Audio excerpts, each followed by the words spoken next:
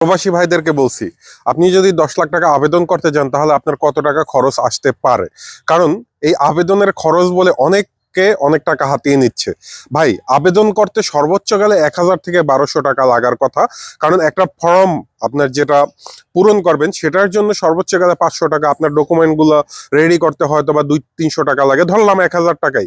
কিন্তু সেখানে আপনারা যেটা করেন, বিভিন্ন প্রতারক চক্রকে আপনারা 5000-10,000 টাকা সঞ্চয়ের কথা বলে টাকা হাতিয়ে নেয়। এগুলো থেকে আপনারা দয়া করে দূরে থাকবেন।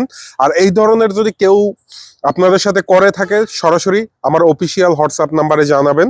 সেটা লেগে 01613503901 এই নাম্বারে জানাবেন। শুধুমাত্র প্রতারণার যারা শিকার হয়েছেন তারা, এছাড়া অন্য কোনো ইয়াতে না। কারণ আপনারা 1000 থেকে 1500 টাকা, যদি সর্বোচ্চ কেউ কমিশন খায় সেক্ষেত্রে 1500 টাকা 500 টাকা আপনি বাড়িয়ে দিতে পারেন। কিন্তু 1000 টাকার বেশি আপনার কোনো লোনের জন্য আবেদন করতে খরচ লাগে না।